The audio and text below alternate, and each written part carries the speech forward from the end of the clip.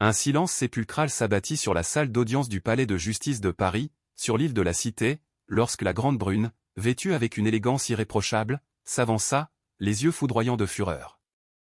Toute l'assistance se tourna pour assister à l'impensable. D'un mouvement fulgurant, la maîtresse leva une main tremblante et gifla magistralement l'épouse enceinte en plein visage. Des exclamations étouffées ricochèrent contre les boiseries de chêne centenaire. Le millionnaire, assis au banc de la Défense dans un costume italien sur mesure valant une fortune, se leva d'un bond. Son bras tendu pointa directement vers la maîtresse. Un seul ordre, saisissant, franchit ses lèvres.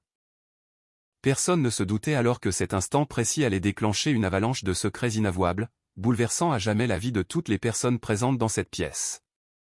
Christophe de Beaumont était un homme habitué à tenir le monde au creux de sa main.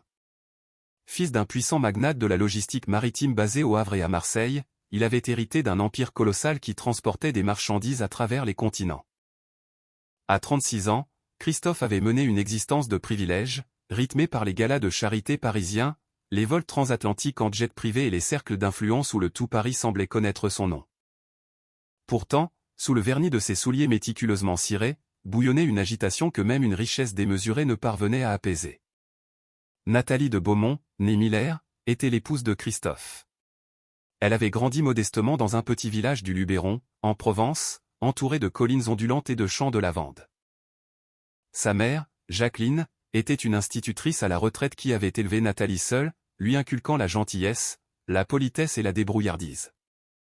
Lorsque Christophe rencontra Nathalie pour la première fois lors d'un gala de bienfaisance à Paris, où elle s'était portée volontaire pour servir des petits fours aux riches donateurs, il fut instantanément subjugué par sa douceur et le contraste saisissant entre la vie simple de la jeune femme et son propre monde extravagant.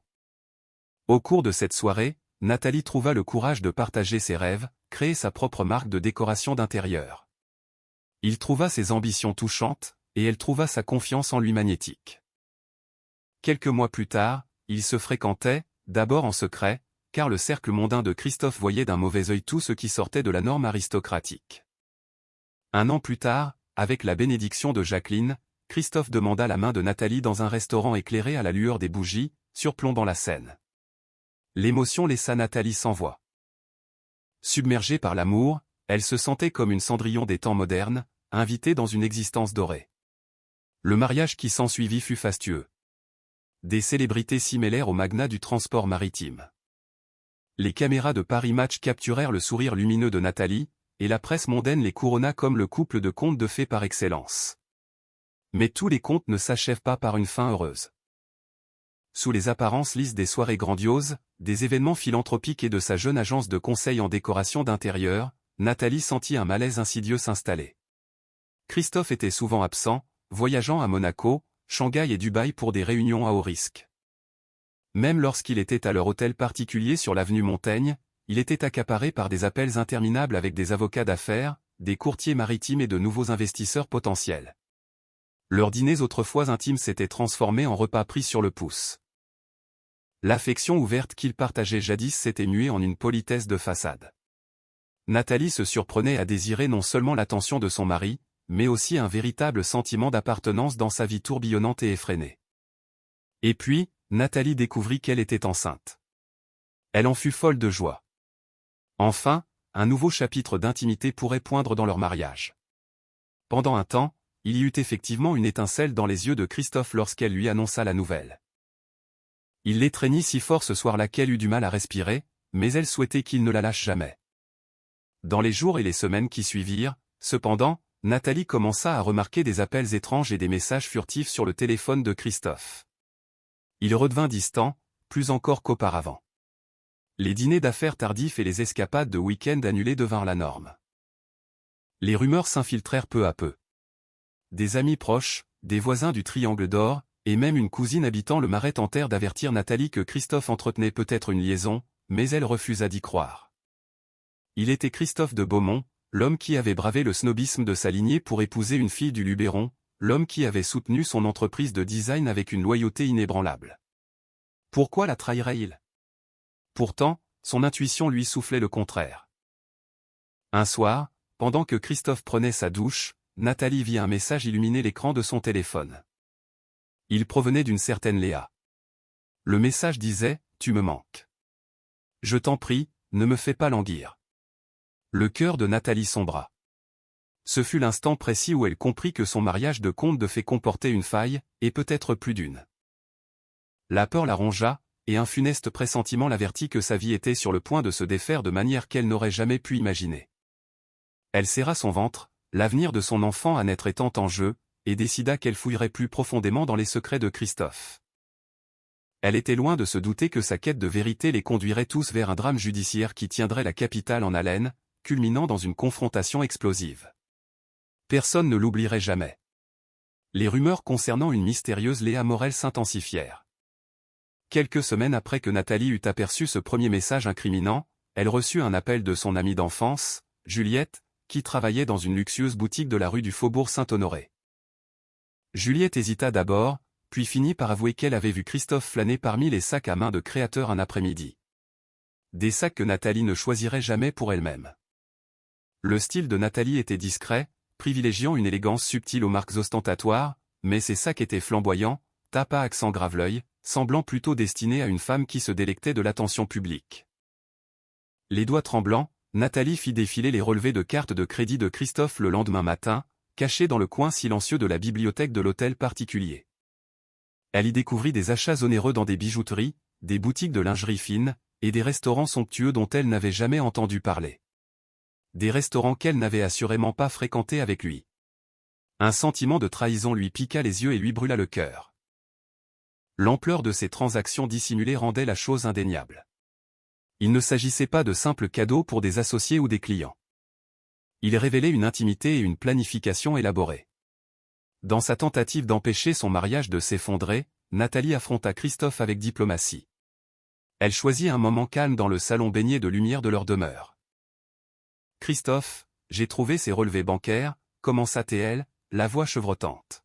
« Y a-t-il quelque chose dont nous devrions parler ?»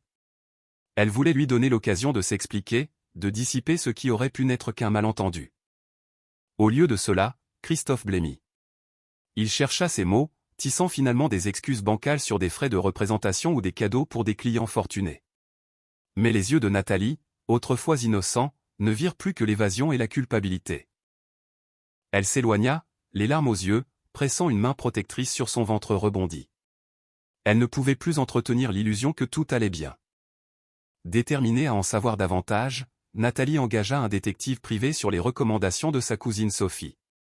Le détective, un professionnel discret nommé Pierre Dubois, avait été sollicité par d'autres femmes de la haute société dans des situations matrimoniales délicates.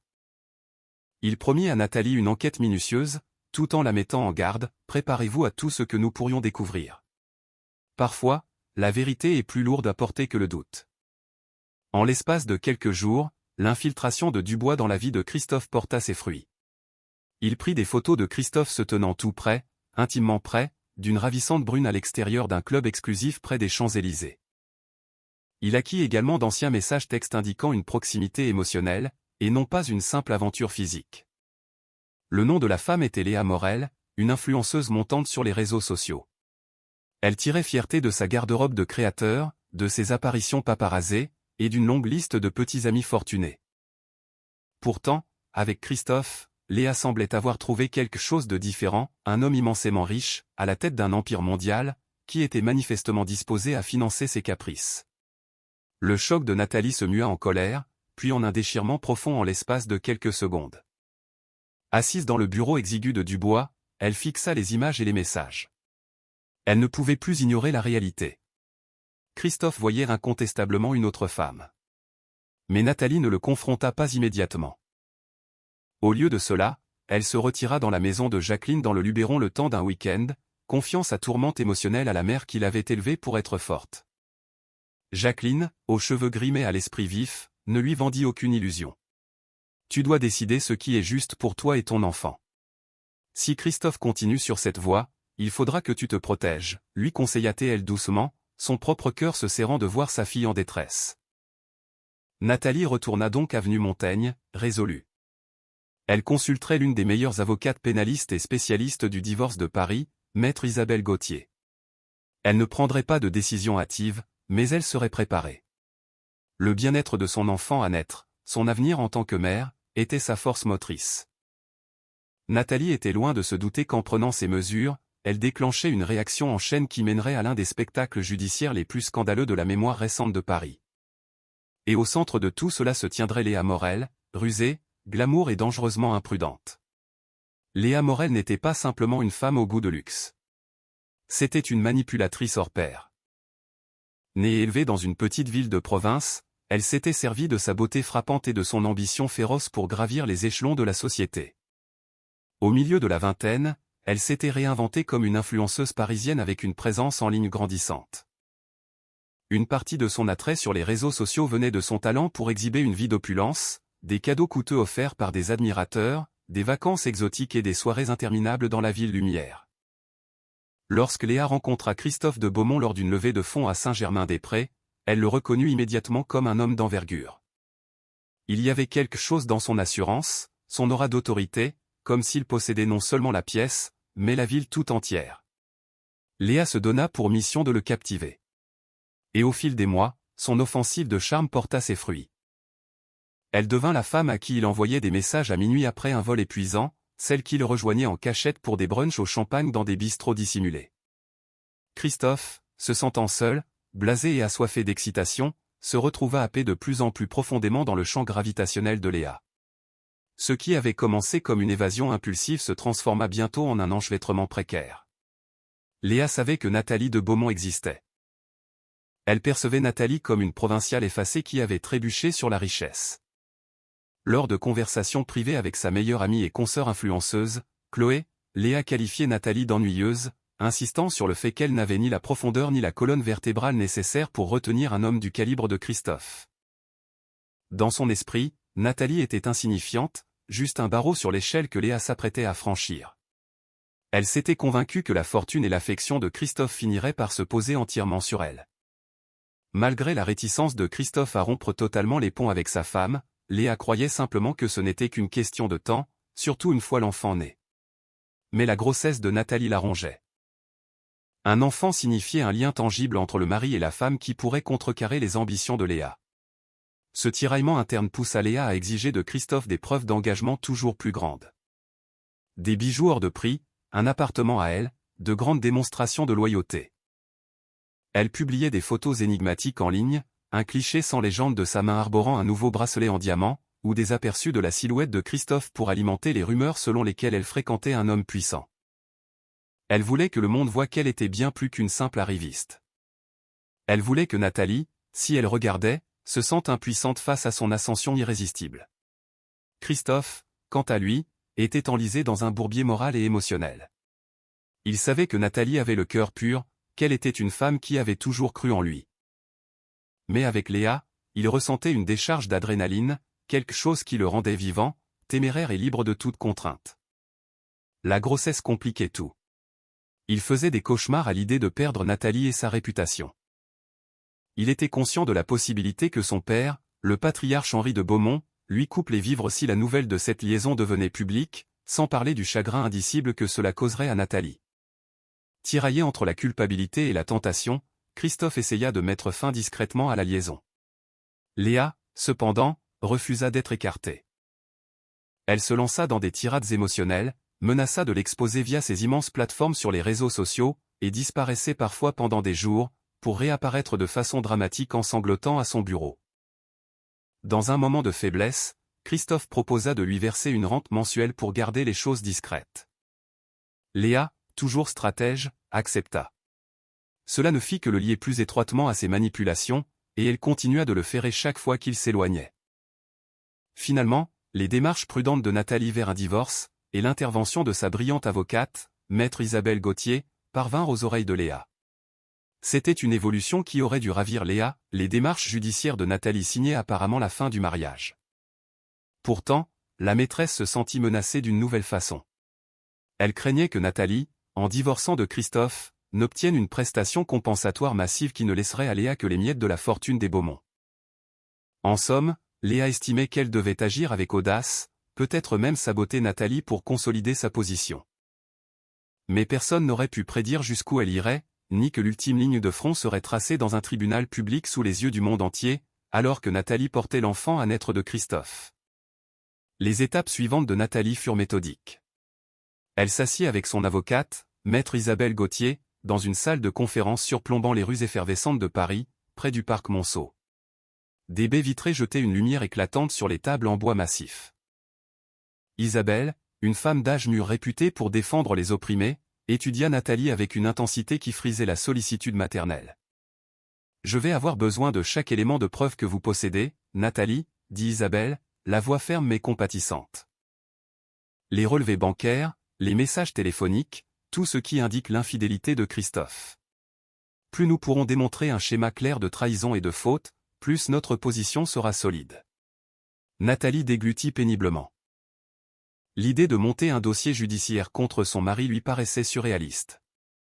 Elle avait voulu une famille aimante, pas une longue bataille juridique. Pourtant, pour l'avenir de son enfant et pour sa propre dignité, elle savait qu'elle devait aller jusqu'au bout. Elle tendit à Isabelle un dossier méticuleusement organisé contenant les rapports du détective privé, les relevés de cartes de crédit et les transcriptions des messages. Isabelle haussa un sourcil devant la minutie du travail. « Vous avez fait vos devoirs », fit-elle remarquer en feuilletant les photos de Christophe et Léa. Puis elle regarda le petit ventre rond de Nathalie et soupira.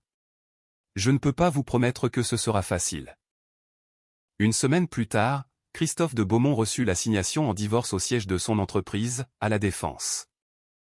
La nouvelle de cette scène embarrassante, un huissier impassible remettant une enveloppe officielle sous les yeux des membres du conseil d'administration stupéfait, se propagea dans les couloirs en quelques minutes. Cela jeta Christophe dans un état de panique. Il s'empressa d'appeler Nathalie, la suppliant de lui accorder une entrevue en tête-à-tête. La rencontre eut lieu dans un café discret près de la place des Vosges. Nathalie arriva seule, malgré les conseils d'Isabelle de venir accompagnée d'un témoin ou même du détective pour sa protection. Christophe portait un costume sombre, la cravate de travers, les yeux lourds du poids de la honte. Il tenta de s'excuser, tournant autour du pot sans jamais admettre directement sa culpabilité. Mais Nathalie resta de marbre. Trop de larmes avaient déjà coulé. « Je n'ai jamais voulu que cela aille aussi loin, » dit Christophe, la voix tendue. « J'étais juste perdu, Nathalie. » Les yeux de son épouse brillèrent de colère. La tutoiement complice s'était effacée pour laisser place à la glace. « Perdu, dites-vous ? Pendant que je portais notre enfant. C'est ce que vous appelez être perdu. » Il tenta d'attraper sa main, mais elle se dégagea vivement. Nathalie l'informa que la prochaine fois qu'ils se parleraient, ce serait par l'intermédiaire de leurs avocats respectifs. Dans le vent tourbillonnant de Paris, au milieu des klaxons et des piétons pressés, Christophe réalisa soudain qu'il était sur le point de perdre la seule chose qu'il n'avait jamais pensé perdre, sa famille. Au fil des jours, la tension ne fit que monter. Maître Isabelle Gauthier déposa une requête complète en divorce pour faute, invoquant les griefs découlant de la liaison extra-conjugale de Christophe. Sur l'insistance de Nathalie, les intérêts de l'enfant à naître furent au centre des préoccupations, pension alimentaire, garde future, et la juste part du patrimoine revenant à Nathalie.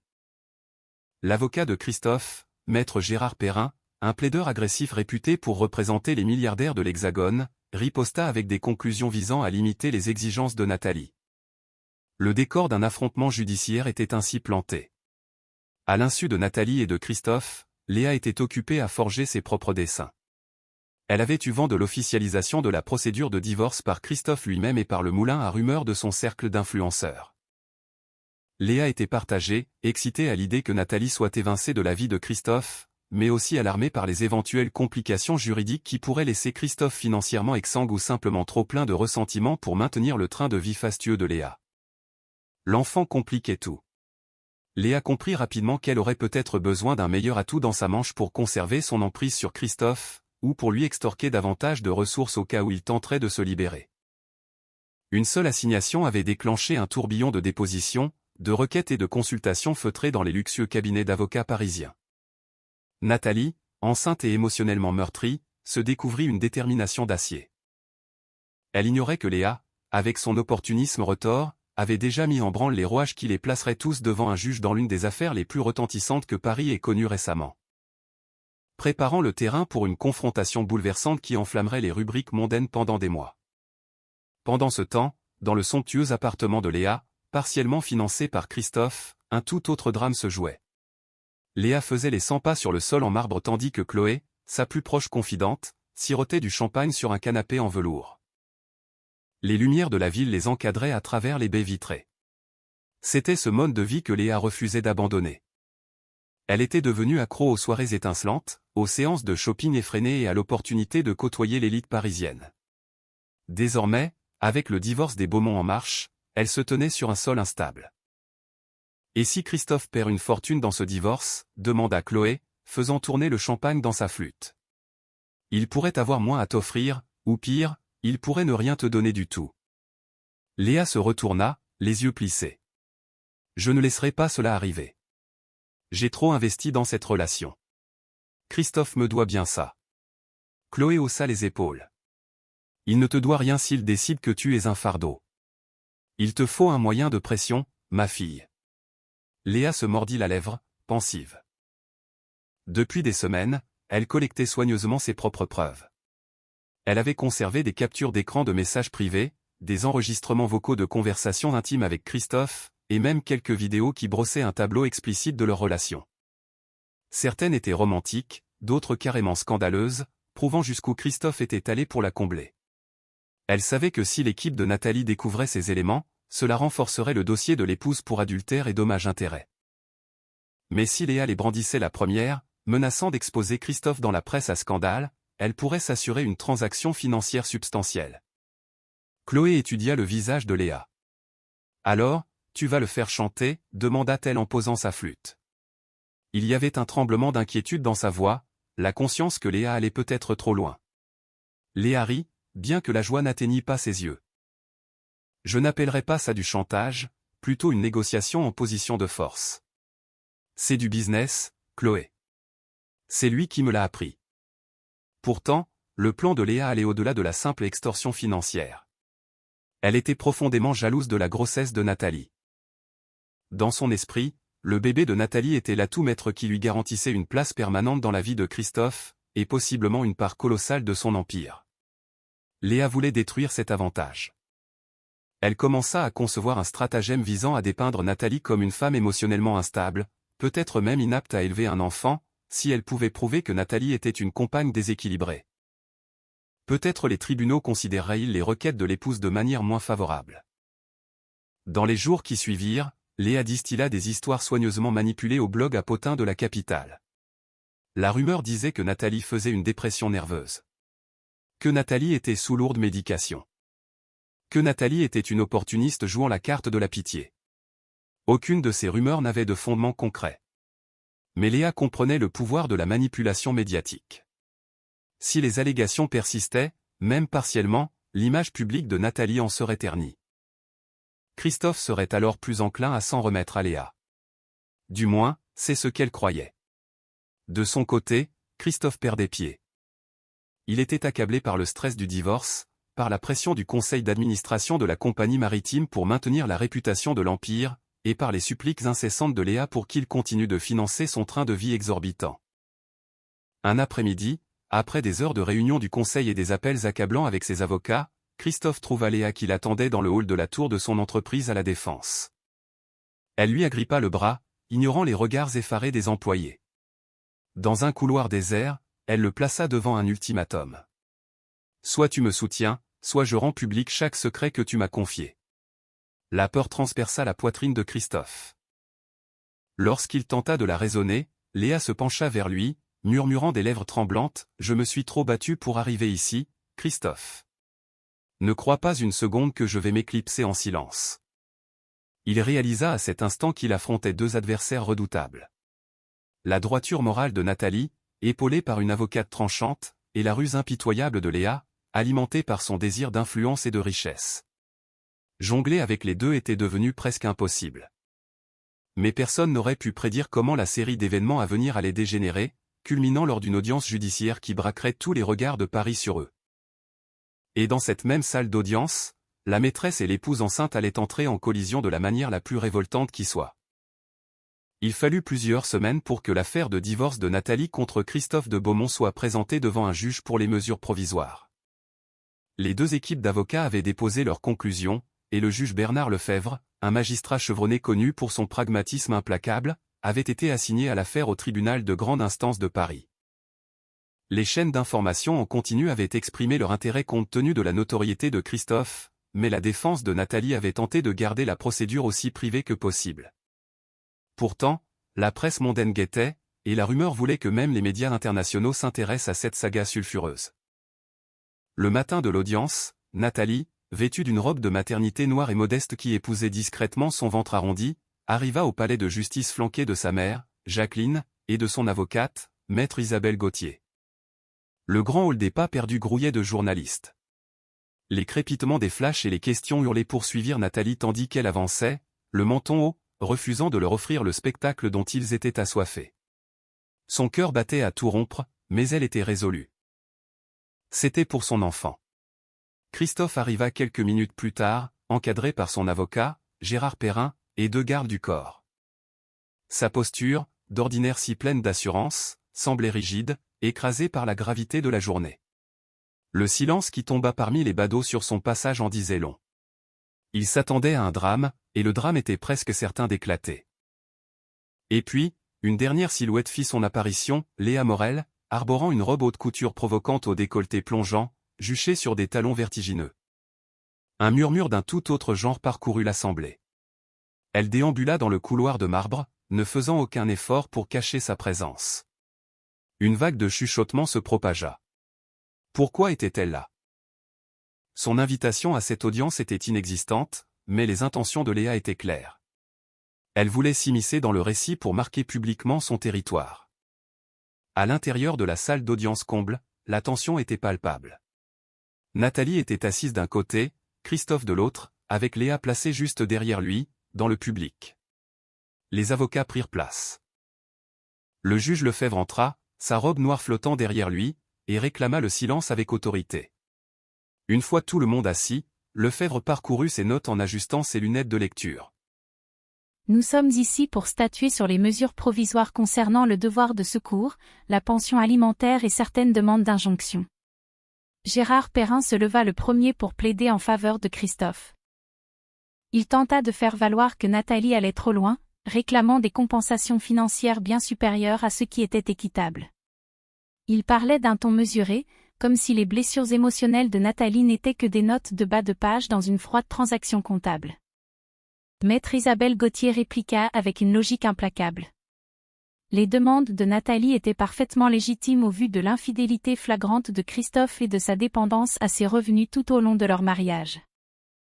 Elle portait également son enfant, ce qui nécessitait une protection financière accrue. Tandis que les arguments fusaient de part et d'autre, Nathalie croisa le regard de Léa à l'autre bout de la pièce. Les yeux de la maîtresse brûlaient d'une sorte de triomphe, comme si chaque déclaration amoindrissait Nathalie. Le nœud dans l'estomac de l'épouse se resserra, un tourbillon déstabilisant de colère et de vulnérabilité. Le juge Lefebvre annonça une courte suspension d'audience pour examiner les pièces. La tension de la salle déborda dans le couloir, où Nathalie et Jacqueline se blottirent contre Isabelle pour discuter stratégie. Christophe se retira dans un coin avec Gérard Perrin, l'air accablé. Léa, en revanche, choisit de confronter Nathalie directement, s'éloignant de Christophe. Tu apprécies tous ces regards de pitié qu'on te jette, ricana Léa à l'adresse de Nathalie, la voix basse mais venimeuse. Nathalie se figea. Il lui fallut rassembler chaque once de son sang-froid pour ne pas exploser. Jacqueline fit un pas protecteur pour s'interposer, mais Léa balaya le mépris de la mère d'un haussement d'épaules. Il était grand temps que Christophe trouve quelqu'un de plus en phase avec son mode de vie, siffla-t-elle, la voix dégoulinante d'arrogance. Nathalie, la fureur et le cœur brisé se mêlant dans sa poitrine, murmura simplement, « Ayez un peu de décence. Je porte son enfant. » Léa ricana en jetant un coup d'œil au ventre de Nathalie. Ça ne le retiendra pas rattaché à toi pour toujours. La tension était électrique. Mais personne n'osait croire qu'elle dégénérerait en violence physique, du moins pas encore. Lorsque l'huissier annonça la reprise de l'audience, tout le monde regagna la salle. Si Nathalie avait su la tempête qui allait s'abattre, elle aurait exigé plus que la seule présence de sa mère à ses côtés. Les graines du chaos avaient déjà été semées, et en l'espace de quelques minutes, elles allaient éclore en un incident qui laisserait la salle entière pétrifiée. L'audience reprit, le juge Lefebvre examinant méthodiquement les arguments des parties. Il posa quelques questions incisives à Christophe concernant les divergences dans ses déclarations de patrimoine, dont certaines faisaient allusion à des cadeaux hors de prix curieusement absents des registres officiels. Christophe bafouilla des demi-vérités. Léa, depuis son siège derrière lui, s'agitait nerveusement. Elle foudroyait Nathalie du regard chaque fois que la conversation déviait sur les dépenses de Christophe en faveur d'un individu non nommé. Nathalie luttait pour conserver sa dignité, ses mains posées de manière protectrice sur son ventre, tremblant d'un mélange de colère, de stress et d'instinct maternel. Elle se forçait à respirer calmement, à se rappeler qu'elle était là pour protéger l'avenir de son enfant. Le juge Lefebvre referma un dossier d'un geste sec. Je suis prêt à rendre une ordonnance de non-conciliation fixant le devoir de secours dans l'attente d'expertise plus approfondie. Ces prochains mots pourraient déterminer la stabilité financière immédiate de Nathalie. Pour Léa, ils pourraient représenter le premier pas vers la perte de sa poule aux œufs d'or.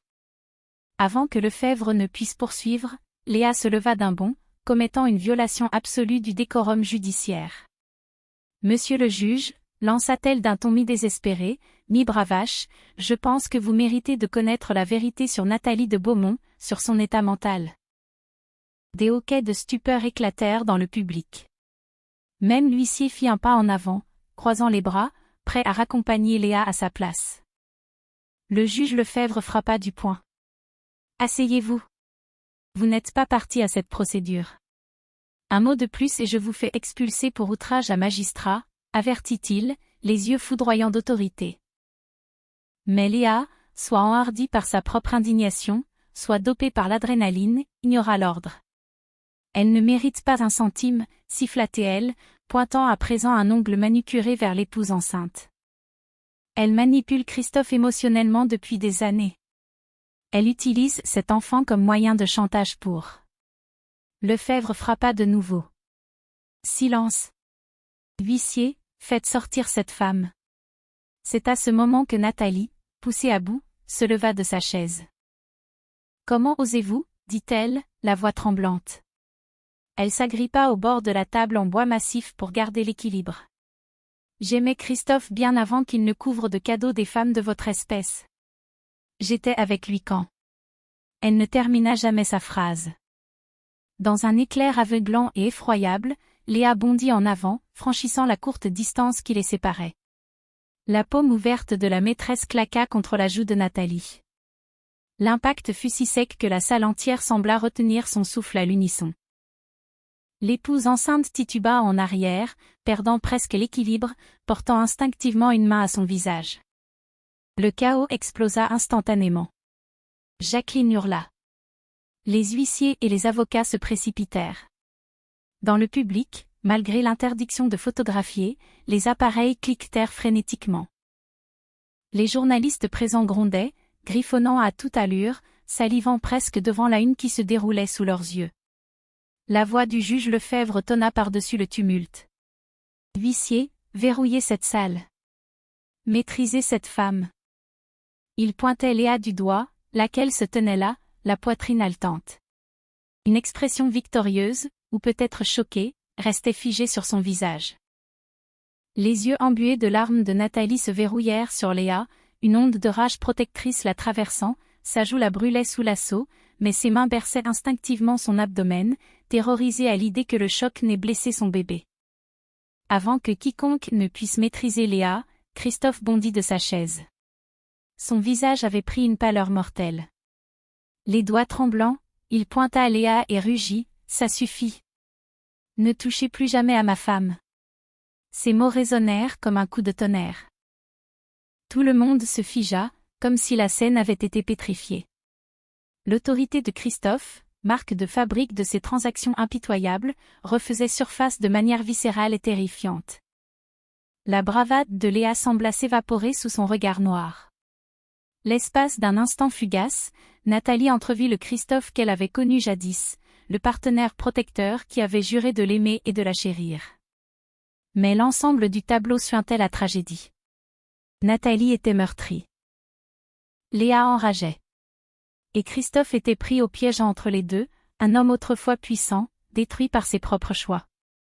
L'adrénaline battant encore aux tempes de chacun, les huissiers finirent par maîtriser Léa. Le juge Lefebvre ordonna l'évacuation de la salle. Les journalistes furent escortés vers la sortie.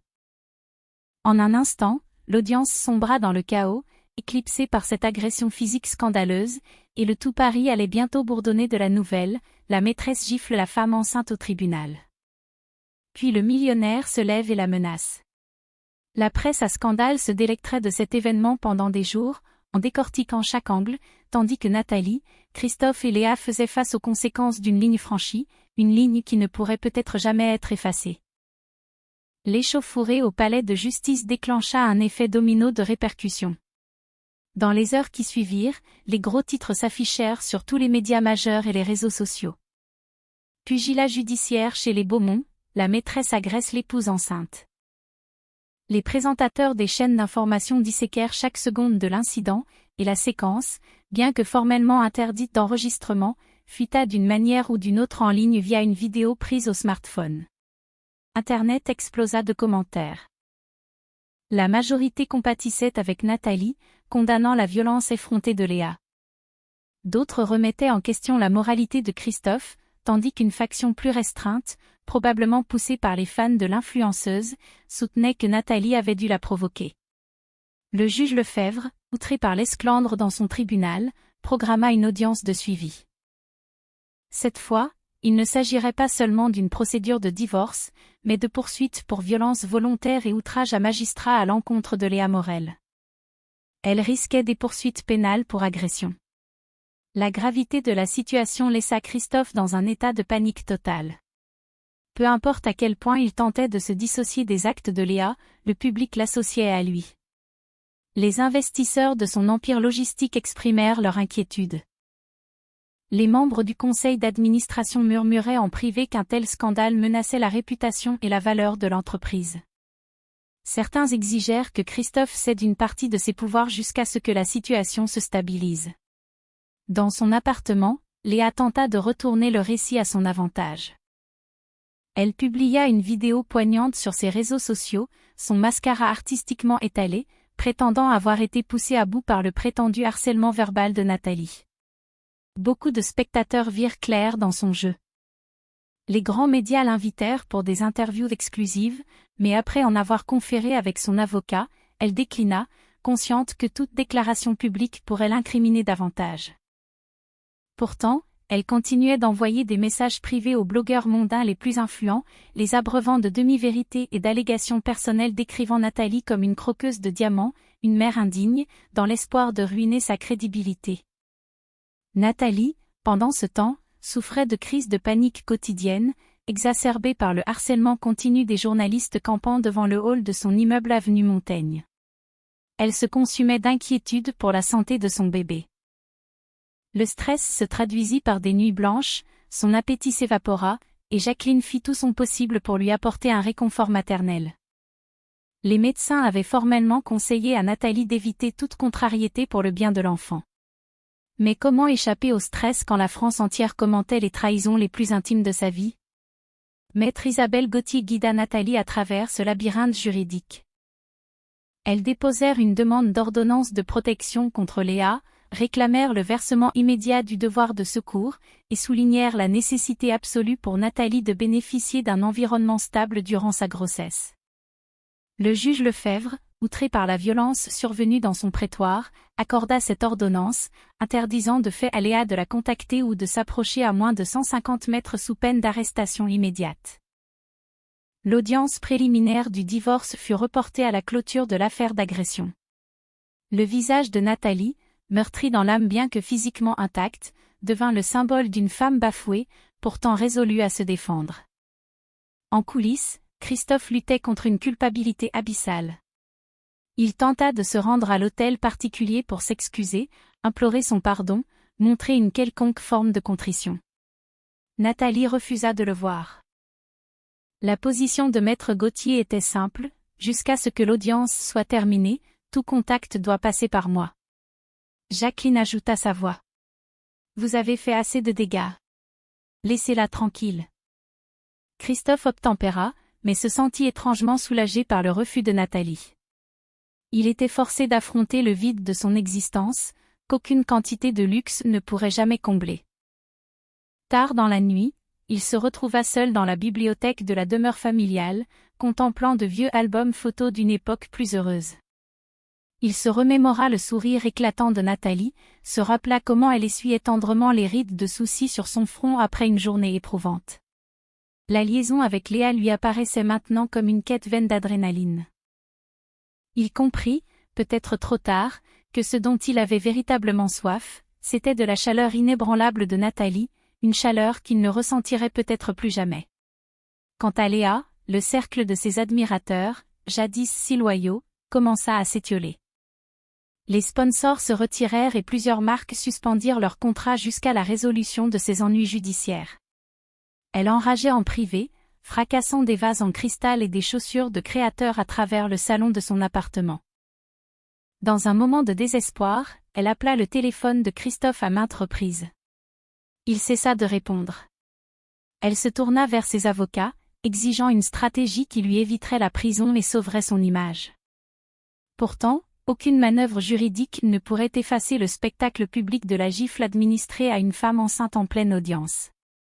Un sentiment de fatalité tournoyait dans l'air.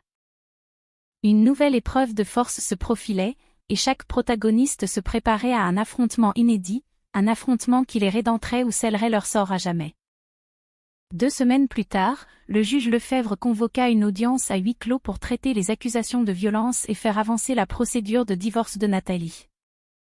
Le fiasco avait attiré une frénésie médiatique démesurée, Lefebvre insista donc sur une présence minimale, les parties, leurs avocats, et une petite escorte de sécurité. Dans une démarche exceptionnelle, le juge accéda à la requête de Nathalie d'avoir sa mère Jacqueline à ses côtés pour le soutien moral. Étant donné l'état de grossesse avancé de Nathalie et le traumatisme subi, la tension était à couper au couteau.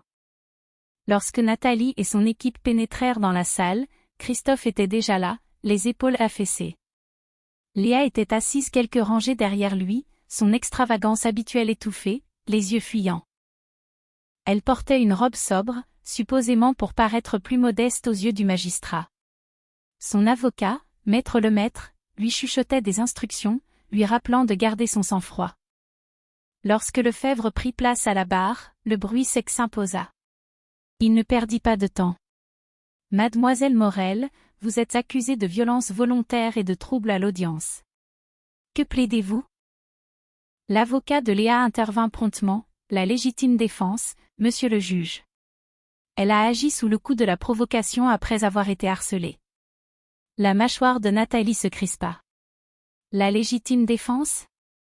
Elle peinait à croire à l'audace d'une telle déclaration. Le regard noir de Lefebvre intima à Léa de marcher sur des œufs. Se tournant vers l'avocate de Nathalie, Lefebvre demanda si l'épouse souhaitait se constituer partie civile et pousser jusqu'au procès pénal. Isabelle Gauthier échangea un regard avec Nathalie. Bien que Nathalie détestât Léa, elle choisit de ne pas s'engager dans la voie la plus féroce. Nous préférons une conciliation, murmura Nathalie à Isabelle. Elle n'avait aucun désir de subir un procès pénal éreintant. Sa principale préoccupation était d'assurer sa sécurité et celle de son enfant. Gauthier transmit la position de sa cliente, et Lefebvre opina du chef. J'en prends acte, déclara Lefebvre. Mais le comportement de mademoiselle Morel demeure abject. Il fixa Léa d'un regard sévère. Je ne tolérerai aucune violence dans mon tribunal. En fonction de votre attitude aujourd'hui, je déciderai si des sanctions ultérieures s'imposent. Lefebvre déplaça ensuite son attention sur les mesures du divorce. S'appuyant sur les preuves fournies par Nathalie, il était enclin à lui accorder une prestation compensatoire très conséquente, ainsi qu'une pension alimentaire élevée. Les incartades de Christophe pesaient lourdement dans l'esprit du magistrat. Il fit savoir que Nathalie méritait bien plus que le barème habituel, compte tenu de l'empire de Christophe et de sa responsabilité d'élever son enfant. L'esclandre de Léa avait curieusement servi la cause de Nathalie, suscitant à la fois sympathie et dégoût face à cette liaison sordide.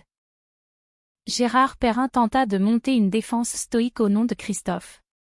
Il essaya d'argumenter que Nathalie était capable de subvenir à ses propres besoins, pointant du doigt son agence de design naissante. Lefebvre le fit taire d'un simple geste de la main. Un enfant est en jeu, maître Perrin. C'est non négociable. Puis vint le moment que Christophe redoutait le plus.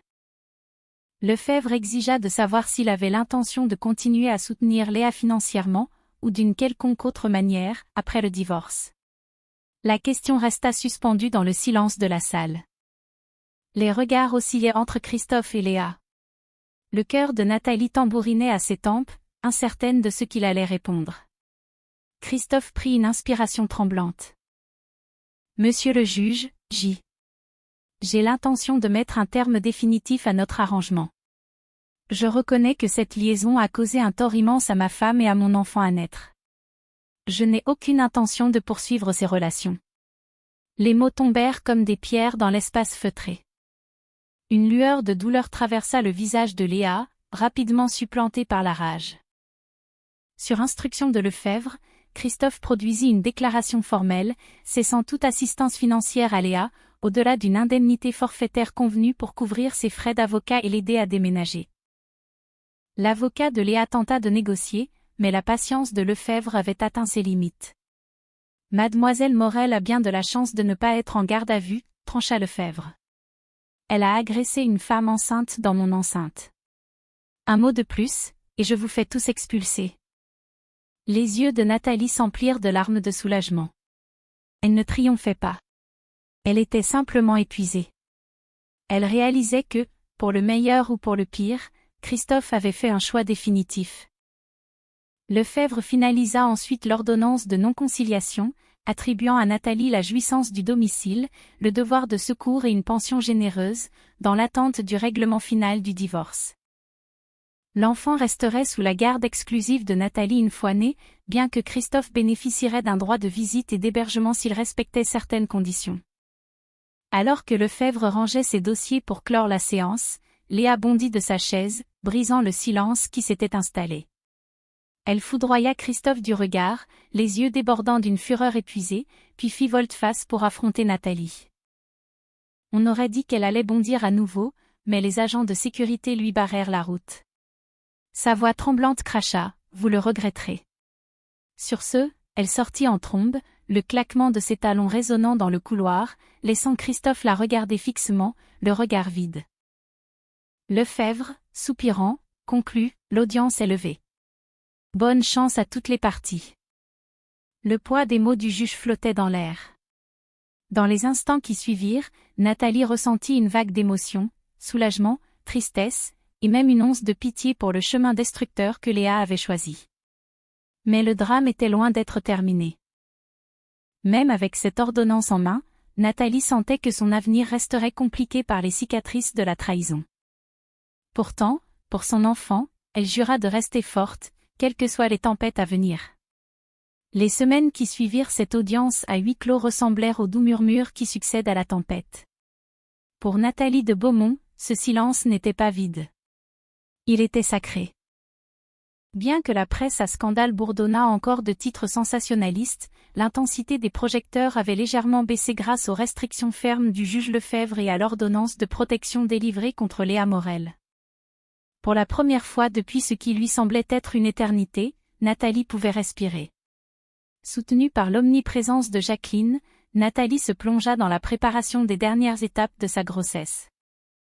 Elle consultait régulièrement le docteur Martin, un obstétricien réputé de la capitale, spécialiste des grossesses à haut risque et à fort niveau de stress.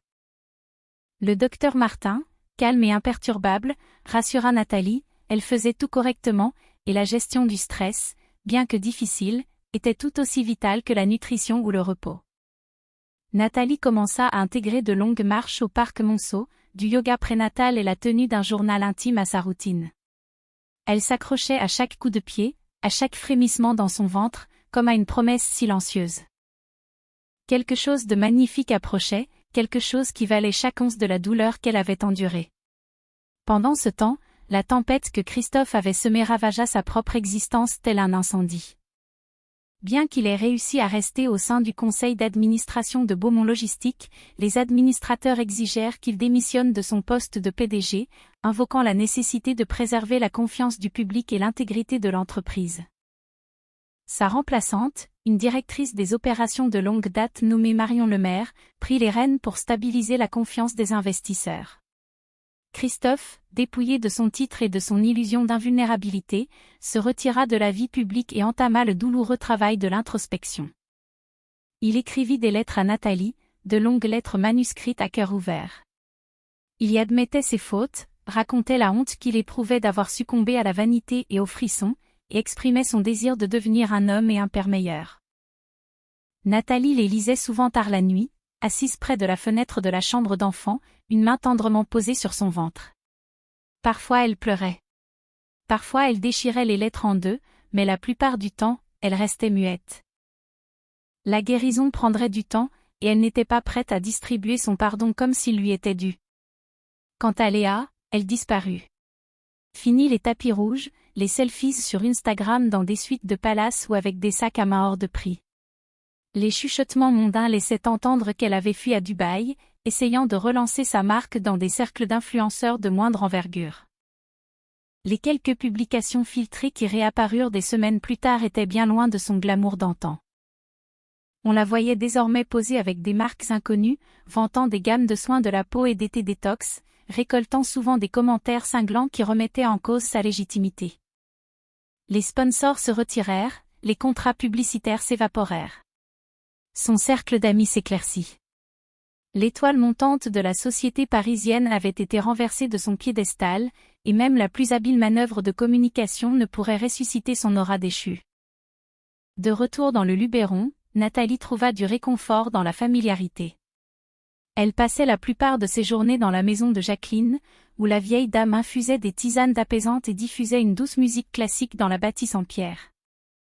Nathalie transforma la chambre d'amis en une nurserie peinte dans des tons pastels apaisants, vert menthe et rose poudré, avec des pochoirs d'étoiles et de nuages dessinés à la main. Chaque soir, elle s'asseyait dans le rocking chair près du berceau, caressant son ventre, lisant des livres pour enfants à voix haute, créant un cocon de chaleur pour la petite fille qui allait bientôt arriver. Puis, un après-midi, des coups résonnèrent contre la lourde porte en chêne. L'employé de maison ouvrit, le visage indéchiffrable. « Madame, c'est Monsieur de Beaumont. Il est ici. » Nathalie leva les yeux du mobile qu'elle était en train d'assembler.